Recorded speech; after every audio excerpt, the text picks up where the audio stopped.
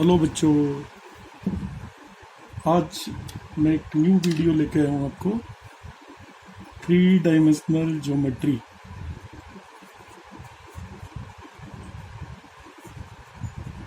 तो हमारे last video में हमने क्या देखा था कि मैंने आपको एक्सप्लेन किया था लास्ट वीडियो के अंदर। क्या एक्सप्लेन किया था? Direction ratios and direction cosines. तो डायरेक्शन रेशियो, डायरेक्शन कोसाइंस करने में आपको मजा आया होगा सभी को। अब इस नेक्स्ट वीडियो में मैं थ्री डायमेंशनल ज्योमेट्री की और डिफरेंट थिंग्स हम करने वाले हैं। अब वो डिफरेंट थिंग्स क्या है, देखिए। स्ट्रेट लाइन की इक्वेशन हम निकालते हैं, उसमें थोड़ा सा हमें प्रॉब्लम आती है स्ट्रेट लाइन में। तो स्ट्रेट लाइन की प्रॉब्लम को सॉर्ट आउट करते हैं। देखिए, सबसे पहले हमें इसको अंडरस्टैंड करना है कि स्ट्रेट लाइन की इक्वेशन बनती कैसे है। तो देखिए, दो फॉर्म है, जरा ध्यान से समझना है। स्ट्रेट लाइन की एक फॉर्म है वेक्टर फॉर्म।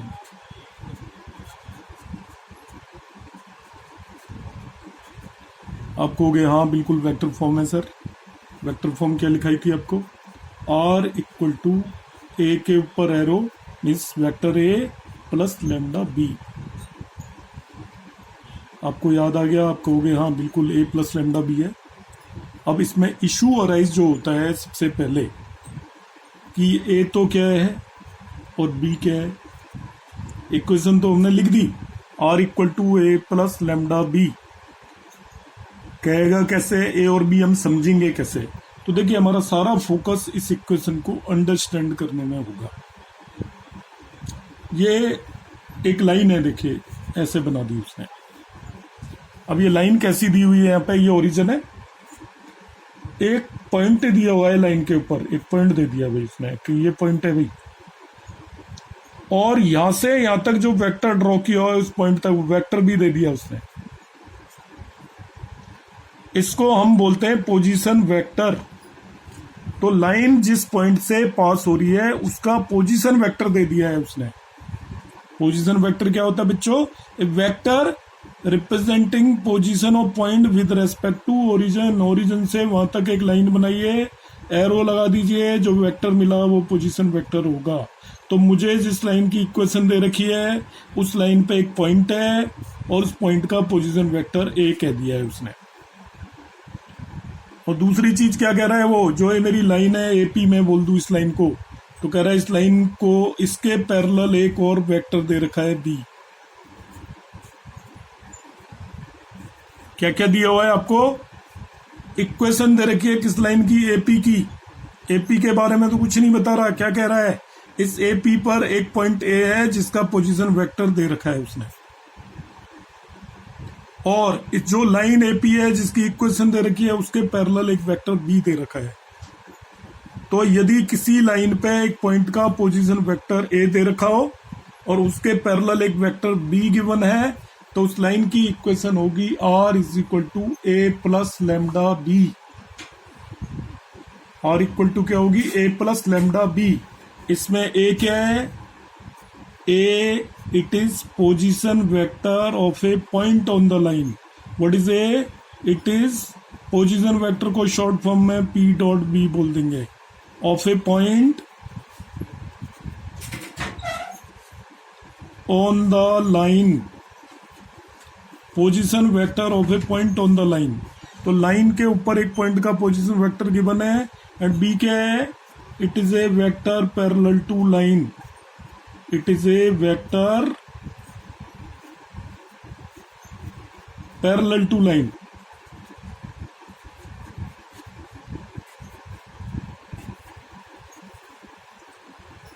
अब आपको कोई भी मैं इक्वेशन दे दूं, मैंने लिख दिया R equal to i plus j plus k plus lambda 2i minus k j plus 2k। कह रहा है this is a equation of a line. तो बच्चों, अब आपको इसे पढ़ना आना चाहिए, इसको समझ में आना चाहिए। जैसे नाम लिखा होता है ना किसी का, श्री राजेश, कोई भी लगा दिया, चौधरी लगा दिया।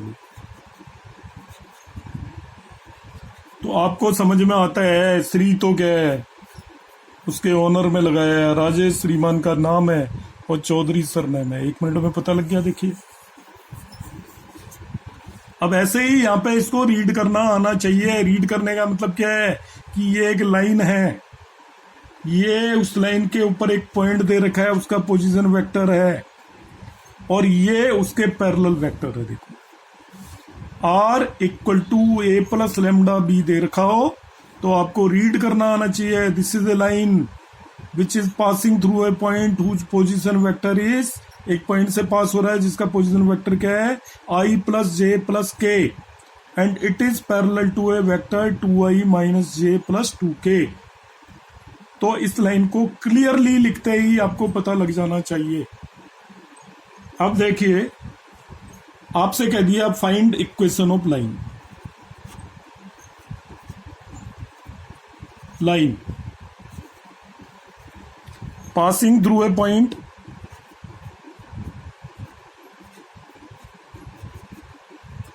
whose position vector is,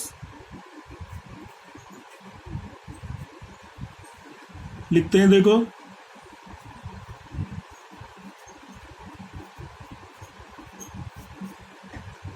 I plus j minus 2k and is parallel to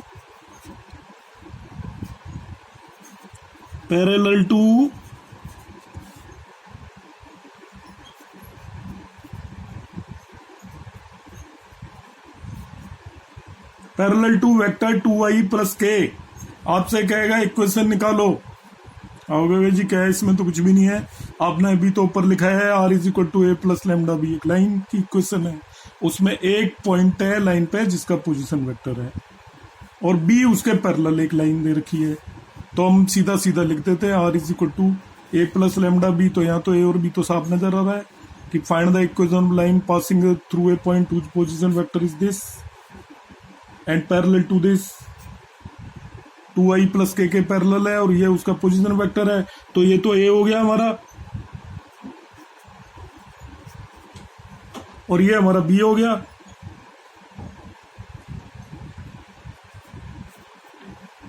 तो लाइन की इक्वेशन तो सीधा R equal to a plus lambda b होती है। तो हम R equal to a plus lambda b निकाल देंगे, इसमें प्रॉब्लम ही क्या है। तो R ए की जगह ए वाला वेक्टर रख देंगे और बी की जगह वो वाला वेक्टर रख देंगे।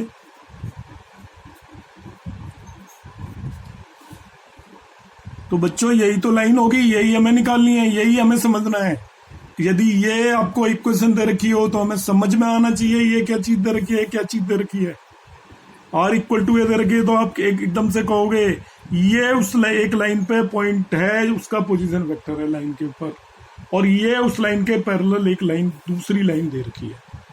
This is the point on the line whose position vector is given and this is the vector parallel to line, b दे दिया आपको।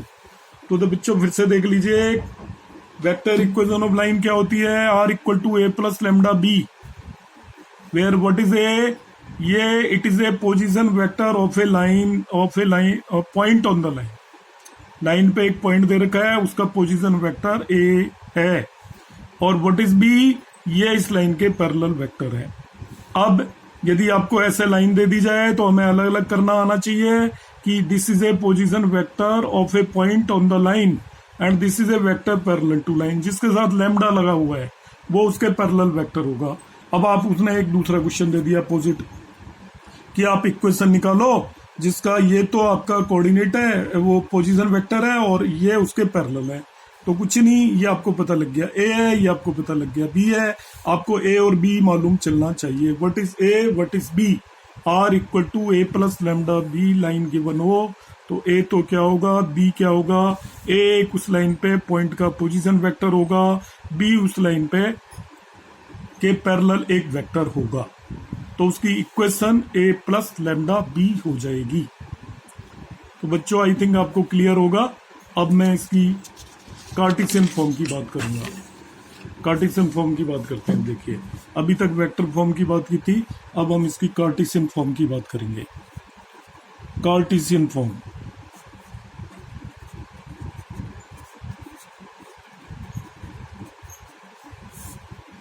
दोनों में बदलाव भी करेंगे, चेंज भी करेंगे एक फॉर्म से दूसरी फॉर्म में। अब इसने बजाय पोजीशन वेक्टर के क्या कह दिया, सुनो जरा देखो।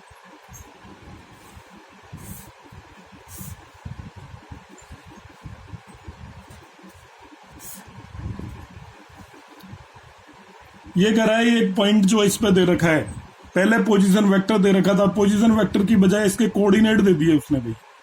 कहता है लाइन एक पॉइंट x1 y1 और z1 से पास हो रही है और जिस वेक्टर b के पैरेलल है उसके डायरेक्शन रेशियोज दे दिए। क्या दे दिया, line passing through point x1, y1, z1 and a, b, c are direction ratios of a line parallel to given line। ये दे दिया।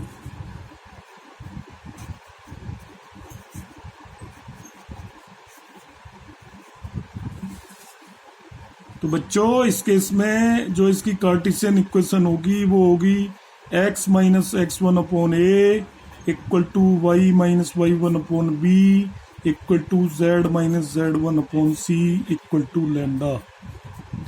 ये इस लाइन की कार्टेशियन इक्वेशन हो जाएगी। x1, y1, z1 उस लाइन पे एक पॉइंट के कोऑर्डिनेट है, a b c उस लाइन के पैरेलल लाइन के डायरेक्शन रेशियोज है। अभी मैं इसको अलग रख रहा हूं, उसको अलग रख रहा हूं, बाद में मिक्स करूंगा जब बताऊंगा कार्टेशियन कोऑर्डिनेट में कैसे निकालना है। कह रहा है line passing through 1, 2, 3 and 2 to 5 are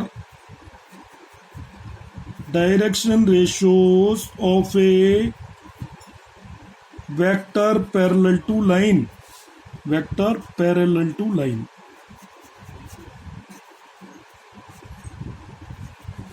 अब आपको उसकी कार्टेशियन इक्वेशन निकालनी है। तो देखिए x1, y1, z1 तो उस पॉइंट के कोऑर्डिनेट हैं जो उस लाइन के ऊपर है और ABC क्या है, उसके पैरेलल लाइन के डायरेक्शन रेशियोज हैं। तो यहाँ पे आपको दोनों चीजें साफ नजर आ रही है। ये x1 हो गया, ये y1 हो गया, ये z1 हो गया, ये A हो गया, ये B हो गया, ये C हो गया। इन सभी को लाइन के अंदर रख दीजिए। तो रखने पे क्या होगा, x1 की जगह 1 रखा, A की जगह 2, y1 की जगह 2 रखा, B की जगह 2 और z1 की जगह 3 रखा और C की जगह 5 इक्वल टू लैम्डा। ये इक्वेशन स्ट्रेट लाइन की होगी। जब लाइन के ऊपर एक पॉइंट दिया था, उसके डायरेक्शन रेशियोज दे रखे थे पैरेलल वाली लाइन के, तो ये इक्वेशन ऑफ लाइन हो जाएगी। अब हमने पॉइंट x1, y1, z1 की जगह एक एक्चुअल पॉइंट ले लिया, ABC की जगह एक्चुअल डायरेक्शन रेशियोज ले लिए, तब इक्वेशन ऑफ लाइन होगी आपकी x minus 1 upon 2 is equal to y minus 2 upon 2 is equal to z minus 3 upon 5 equal to lambda. ये दोनों केसेस हमने बिल्कुल अलग अलग तरीके से किए हैं। पहले केस में हमने क्या है, एक वेक्टर A दे रखा था, उस पे एक लाइन पे एक पॉइंट है उसका पोजीशन वेक्टर, और एक वेक्टर B दे रखा था उस लाइन के पैरेलल। तो R equal to A plus lambda B लिख दिया, या ऐसे दे रखी थी तो उससे हमने पता कर लिया ये A होगा और ये B होगा। जिसके साथ लैम्डा लगा हुआ है वो B होगा, जिसके साथ लैम्डा नहीं लगा हुआ है वो A होगा। This is a position vector of a point on the line and this is a vector parallel to line. ऐसे दे दिया, अब उल्टा पढ़िए इसे, ऐसे लिखी हुई है, ऐसे लिखी हुई तो आप समझ जाइए। सपोज ये लाइन दे दी है x minus 7 divided by 3 equal to y plus 2 divided by 5 equal to z plus 1 divided by minus 3। आपसे कहेगा बताओ भाई किस पॉइंट से पास हो रही है, किस पॉइंट से पास हो रही है। यहाँ पे देख लीजिए 7, -2 और -1 से पास हो रही है। किससे पास हो रही है, 7, -2, -1। आपसे पूछा जाए लाइन किस पॉइंट से पास हो रही है, तो आप लाइन की इक्वेशन देख के कैसे बताओगे ये x1, y1, z1 होता है। आपको पता है x माइनस x1 आता है, तो x1 ये हो गया, y माइनस y1 आता है तो y1 इक्वल टू -2 आएगा। जेड माइनस जेड वन आता है तो जेड वन इक्वल टू -1 आएगा। तो ये तो पॉइंट हो गया जिससे वो पास हो रही है। और 3 5 -3 ये आपके डायरेक्शन रेशियोज हो गए उसके पैरेलल लाइन के। ये जो हमारी लाइन है इसके पैरेलल लाइन यहाँ पे जो बनाते हैं ये पैरेलल लाइन है इस लाइन के, इसके डायरेक्शन रेशियोज हो गए। तो कोई भी स्ट्रेट लाइन दे रखी हो आपकी, उस स्ट्रेट लाइन से आपको डायरेक्शन रेशियोज वो किस पॉइंट से पास हो रही है कार्टेशियन फॉर्म में, ये भी निकालना आना चाहिए। दो चीजें आनी चाहिए कि इस पॉइंट से एक लाइन निकालिए जिसके पैरेलल लाइन के डायरेक्शन रेशियोज ये हैं, तब तो हम ये लिख देंगे। अब आपको ये कोई भी एक लाइन दे दी, कहता है भाई ये लाइन दी हुई है कार्टेशियन फॉर्म में, आप बताइए किस पॉइंट से पास हो रही है। तो x में से जो सब्ट्रैक्ट हो रहा है वो एक कोऑर्डिनेट होगा, y ये +2 आ रहा है मगर इसको y -2 लिख सकते हो क्योंकि हमारे फॉर्मूले में क्या आता है y -y1, तो -y1 2 आएगा तो y1 इक्वल टू -2 आएगा, इसको ध्यान रखना। और z1 इक्वल टू -1 आ गया, ये तो पॉइंट है जिससे पास हो रही है। और 3 5 -3 ये आपके डायरेक्शन रेशियोज हो गए उस लाइन के पैरेलल लाइन के। तो यदि कार्टेशियन फॉर्म में लाइन दे रखी हो तो हमें पॉइंट और उसके पैरेलल लाइन के डायरेक्शन रेशियोज निकालना आना चाहिए। और यदि पॉइंट और उसके पैरेलल लाइन के डायरेक्शन रेशियोज दे रखे हो तो लाइन निकालनी आनी चाहिए। तो दोनों को मैंने अलग अलग बताया। अब मैं वेक्टर से कार्टेशियन फॉर्म और कार्टेशियन से वेक्टर फॉर्म जानना बताऊंगा। वेक्टर से कार्टेशियन फॉर्म और कार्टेशियन फॉर्म से वेक्टर फॉर्म जानना बताऊंगा। तो देखिए ये एक लाइन दे दी आपको वेक्टर फॉर्म में, r equal to i plus j plus k plus lambda 2i plus -j plus 3k। अब इसको पूरा समझने की जरूरत है। हमारी स्ट्रेट लाइन की इक्वेशन होती है r equal to a plus lambda B.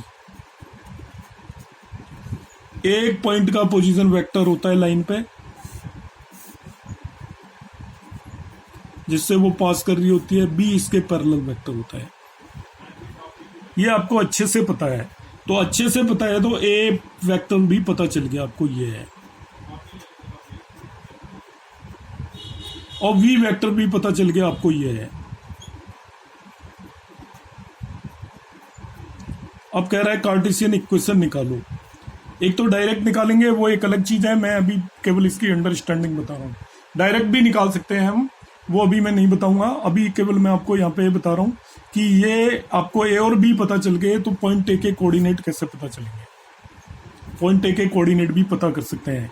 देखिए इसका जो भी पोजीशन वेक्टर है उसमें आई जे के जो भी कोफिशिएंट है वो कोऑर्डिनेट है पॉइंट ए के।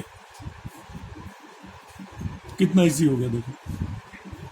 Position vector of point A दिया हुआ है, मैंने कोऑर्डिनेट निकाल दिया है क्योंकि कार्टेशियन सिस्टम में क्या चाहिए आपको, कोऑर्डिनेट चाहिए होते हैं। इक्वेशन ये होती है कार्टेशियन फॉर्म में x minus x1 upon a equal to y minus y1 upon b equal to z minus z1 upon c equal to lambda. तो मुझे तो x1 y1 z1 चाहिए इस फॉर्म में लाने के लिए, और ए बी सी चाहिए। तो उन्होंने x1 y1 z1 तो एक सेकंड में ही निकाल दिया। यदि वेक्टर फॉर्म दे रखी है तो जो वेक्टर ए है उसमें आई जे के कोफिशिएंट है वो x1, y1, z1 होंगे। और जो ये वेक्टर बी दे रखा है आपको बी, ये इसमें जो आई जे के कोफिशिएंट होंगे वो ए बी सी हो जाएंगे।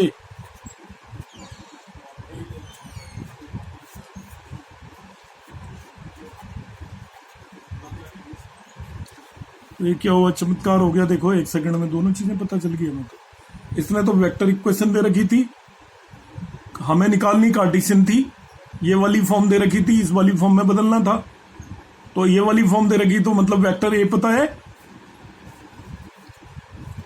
वेक्टर बी पता है, मगर हमें तो चाहिए x1 y1 z1 और ये ए बी सी।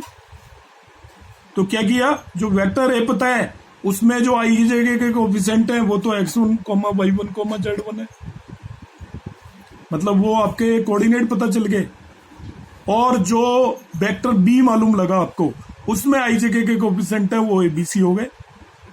रखो वैल्यू यहाँ पे, x1 की जगह 1 अपॉन a की जगह 2, y1 की जगह 1 अपॉन b की जगह -1, z1 की जगह 1 और c की जगह 3 इक्वल टू लैम्डा। देखिए ये इसकी कार्टेशियन इक्वेशन आ गई। कितना इजी है, इससे कार्टेशियन इक्वेशन चाहिए। वेक्टर ए दिखा आपको, तो वेक्टर ए में आई जे के कोफिशिएंट है वो x1 y1 z1 हो गया। वेक्टर बी दिखा आपको, वेक्टर बी में आई जे के जो भी कोफिशिएंट है वो bc हो गए। कार्टेशियन फॉर्म के लिए तो हमें x1 y1 z1 और a b c की जरूरत होती है, यहां से सीधा ही निकाल लेंगे। देखिए आप सब लोग तो बहुत इंटेलिजेंट है, तो आपको सीधा ही पता चल जाएगा। 0.111 हो गया है तो, और ए बी सी 2 -1 3 हो गए। यहाँ पे रख दोगे आप फट से, एक सेकंड भी नहीं लगाओगे, आपको पता लग गया भाई ये तो ए वेक्टर तो कुछ नहीं है, तो x1 y1 z1 से बन रहा है, और बी वेक्टर कुछ नहीं है, ये abc से बन रहा है। जो x1 y1 z1 से जो बन रहा है वो ये वेक्टर ए है, और जो इन abc से बन रहा है वो वेक्टर बी है। तो वेक्टर ए दे रखा है तो x1 y1 z1 पता करने में कितनी सी देर लगेगी, और abc दे रखे हैं, ये वेक्टर बी दे रखा है तो abc पता चल गए, उन्हें यहाँ पे आपने रख दिया। तो ये वेक्टर फॉर्म से मुझे कार्टेशियन फॉर्म मिल गई। देखो वेक्टर फॉर्म जैसे ही दी उसने, वेक्टर ए से ए के कोऑर्डिनेट पता चल गए, वेक्टर बी से बी के कोऑर्डिनेट पता चल गए आपको। तो देखिए x1 y1 z1 चाहिए होते हैं कार्टेशियन फॉर्म के लिए, वो हमने मालूम कर लिए।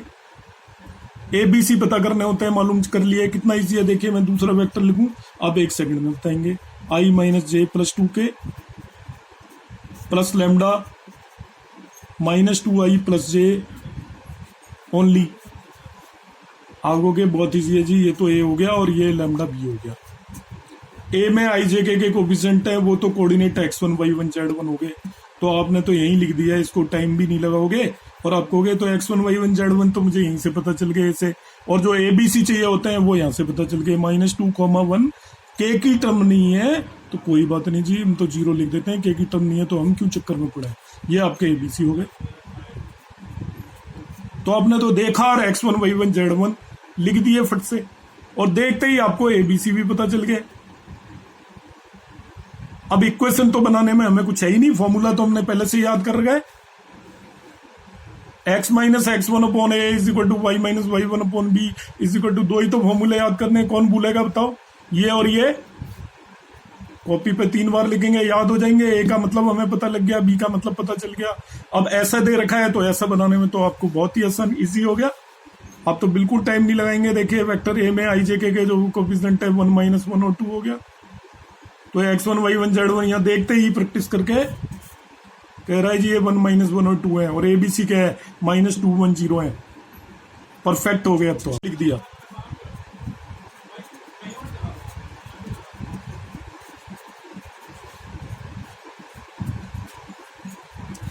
अब आप और फास्ट हो गए। कह रहा है x1 y1 z1, कहता है जी कुछ नहीं है, 1 2 3 है, 1 2 1 है। आपसे कहे एबीसी क्या है, जब कार्टेशियन फॉर्म में लिखोगे वो कहोगे जी वो तो इससे मिल गया। अब तो हम इसको एक सेकंड भी नहीं लगाएंगे एक क्वेश्चन को लिखने में। ये x + 1 / 1 होगी = y - 2 / -1 हो गया z - (1 / 1 हो गया। और ये तो काम खत्म, हमने तो एक आध 30 सेकंड में क्वेश्चन कर दिया है। ये स्ट्रेट लाइन दे रखी है तो हमें पता चल गया वेक्टर ए है, तो वेक्टर ए में जो भी आई जे के कोफिशिएंट है वो ये है, और वेक्टर बी है, बी में आई जे के कोफिशिएंट है वो आपके ए बी सी है। तो in this way we can convert the vector form into Cartesian form. अब बच्चों दूसरी चीज बची इसमें, Cartesian form to vector form.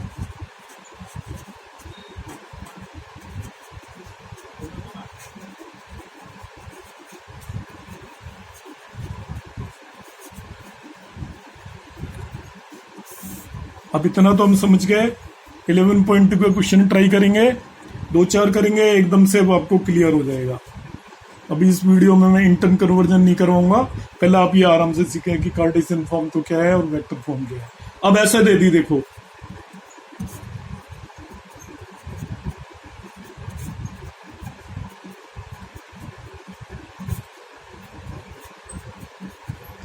इससे वेक्टर फॉर्म निकालना है। तो दोस्तों पहले x1 y1 z1 निकाल लो। वो आपको पता चल गया, आराम से देख लो 1 2 एंड -7 और ABC निकाल लो।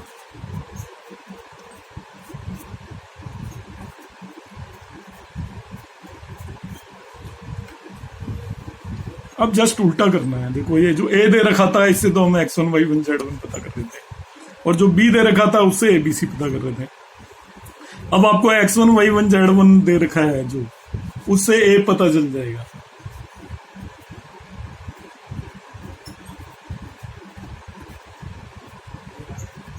और जो ABC दे रखे हैं उससे वेक्टर B पता चल जाएगा,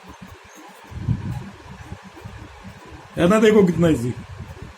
और A और B पता करने के बाद तो आपको मालूम ही है R = A + λB होता है। रखो वैल्यू, ये आगे देखिए वेक्टर फॉर्म, कितनी सी देर लगी। A और B की वैल्यू रख दो, वेक्टर फॉर्म आ गई। सीधा सीधा A लिखना चाहते हो आप तो सीधा ही लिखोगे, आप तो सोचोगे इतना भी कौन लिखेगा, हमें तो सीधा ही पता चल रहा है 1 2 और -7 से पास हो रही है, तो I + 2J -7 के तो A हो गया, और B तो सीधा ही नीचे पता चल ही रहा है 2I + 5J - 3K हो गया। 2I + 5J - 3K। मैंने और एक इक्वेशन लिखी, देखो ऐसे ही, x + 7/5 = y - 2/3 = z - 1/2 = लैम्डा। तो B वेक्टर तो बहुत सारे बच्चे इसको लिखते लिखते ही लिख देंगे कि जी B वेक्टर तो इनसे मिलता ही है, 5I + 3J + 2K हो गया। इसमें तो और कुछ भी नहीं करना, आपको साइन का भी नहीं ध्यान करना। ये वेक्टर B हो गया जो नीचे से मिल रहा है ABC से, और A वेक्टर के लिए पास हो रही है -7 2 और 1 से। A वेक्टर हो गया -7I + 2J + K। अब बच्चों आप वेक्टर इक्वेशन जानते ही हो, R = A + λB हो जाएगा। तो लाइन देखते ही यदि आपको वेक्टर फॉर्म दे रखी है, फिर से देख लें, ऐसी वेक्टर फॉर्म दे रखी है, तो जो पहले वेक्टर दे रखा हो जिसके साथ लैम्डा नहीं है उसमें IJK के कोफिशिएंट X1 Y1 Z1 होंगे, और जिसके साथ लैम्डा है उसमें IJK के कोफिशिएंट ABC होंगे। आपकी जो कार्टेशियन फॉर्म है उसमें X1 Y1 Z1 ABC की वैल्यू रखी है, you will get the Cartesian form. अब यदि कार्टेशियन फॉर्म दे रखी है तो जो नीचे आपके आ रहे हैं ये आपके, इनसे वेक्टर B मिल जाएगा ABC से, और यहाँ पे जो X1 Y1 Z1 आ रहे हैं उनसे आपको वेक्टर A मिल जाएगा, और vector equation R = A + λB होगी। तो बच्चों होपफुली आपको ये काफी हद तक क्लियर हो गया होगा, और ये हाफ एन आवर का वीडियो है, इसको एक बार में 1 गो में आप 2 बार देख लें। जो चीजें आपको समझ में कम आ रही है उन्हें वापस जा के देखें, आपको समझ में आ जाएगा। कोई इशू आता है तो फिर आप, जैसे मैं हमेशा कहता हूँ आपसे, कि इसको आप यूट्यूब पे मैं डालूंगा, वहाँ पे आप मैसेज में कर सकते हो, मुझसे बात भी कर सकते हो। तो ये आपको सिंप्लीफाई वे में मैंने समझाने की कोशिश की है। थैंक्स।